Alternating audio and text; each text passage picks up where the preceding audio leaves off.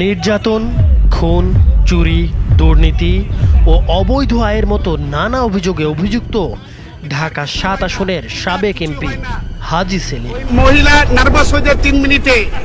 এছাড়া জোরপূর্বক উচ্ছেদ করে তালা ঝুলিয়ে দেওয়া, ওয়াসার জমি দখল করে পেট্রোল পাম্প নির্মাণ, নদীর জমি দখল করে কোল্ড স্টোরেজ, ছাত্রাবাস দখল করে মার্কেট নির্মাণ সহ আরও অনেক অভিযোগ রয়েছে হাজী সেলিমের বিরুদ্ধে। একসময়ের পান ব্যবসায়ী সেলিম রাজনীতিতে আসেন বিএনপির মাধ্যমে। পড়াশোনা করেছেন ৯ম শ্রেণী পর্যন্ত। ১৯৯৪ সালে ঢাকা সিটি কর্পোরেশনের ৬৫ ও ৬৬ নম্বর ওয়ার্ডের কমিশনার নির্বাচিত হন। পরে জাতীয় সংসদ নির্বাচনে বিএনপির মনোনয়ন চেয়ে ব্যর্থ হলে যোগ দেন আওয়ামী লীগে। আওয়ামী লীগ থেকে এমপি নির্বাচিত হবার পর থেকেই ফুলে ফেঁপে উঠতে থাকে তার ব্যবসা ও সম্পত্তি। প্রতিষ্ঠা করেন মদিনা গ্রুপের। এখান থেকে হাতিয়ে নিতে থাকেন শত শত কোটি টাকা। এরপরে শুরু করেন জমি ও বাড়ি দখল। পাড়া মহল্লায় পঞ্চায়েত প্রথা চালুর মাধ্যমে বিরোধ নিষ্পত্তির নামে জোরপূর্বক উচ্ছেদ করতেন বাড়ি বা দোকান মালিকদের, ঝুলিয়ে দিতেন তালা।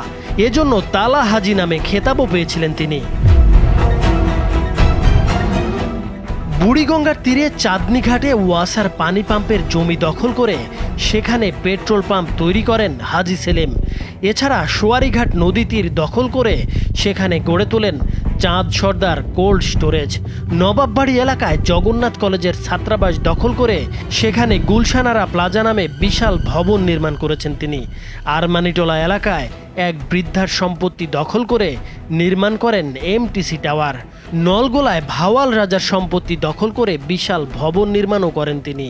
শুধু তাই নয়, হাজী সেলিম চকবাজারের ৫০ থেকে ৬০ বছরের পুরনো ব্যবসায়ীদের জোরপূর্বক উচ্ছেদ করে সেখানে মদিনা আশিক টাওয়ার ও হাজী সেলিম টাওয়ার নামে দুটি বহুতল ভবন ও মার্কেট নির্মাণ করেছেন।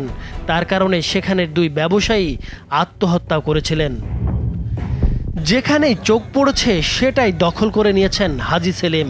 এভাবেই হাজী সেলিম রাজধানীর পুরান ঢাকার বিভিন্ন জায়গায় বিপুল পরিমাণ সম্পদের মালিক বনে যান। হাইকোর্টের নিষেধাজ্ঞা তোয়াক্কা না করে গত বছরেও ঢাকার প্রথম বাণিজ্যিক ভবন হিসেবে পরিচিত চকবাজারের ১০০ বর্ষেরও বেশি পুরনো জাহাজ বাড়ি গুঁড়িয়ে দিয়েছেন হাজী সেলিম। জানা গেছে, রাজধানী ছাড়াও দেশের বিভিন্ন জেলায় নামে বেনামে হাজী সেলিম ও তার পরিবারের সদস্যদের নামে অসংখ্য বাড়ি ও ফ্ল্যাট রয়েছে। এছাড়া পায়রা বন্দর এলাকায় প্রচুর ভূসম্পত্তি কিনেছেন তিনি। ২০১৬ সালের মাঝামাঝিতে ব্রেইন স্ট্রোকের কারণে বাকশক্তি হারিয়ে ফেলেছেন তিনি। সম্প্রতি পুরান ঢাকার বংশাল থেকে গ্রেপ্তার হয়ে ৫ দিনের রিমান্ডে আছেন তিনি। আদালতের কাঠগড়ায় তোলার পর তিনি কান্নায় ভেঙে পড়েছিলেন। পরে হলফনামায় স্বাক্ষর নিতে চাইলে তিনি স্বাক্ষর করতে পারেন না বলে জানান। পরে তার টিপসই নিয়ে আদালতে তার পক্ষে হলফনামা দাখিল করেন তার আইনজীবী। নাইমুর হোসেন, মাছরাঙা টেলিভিশন।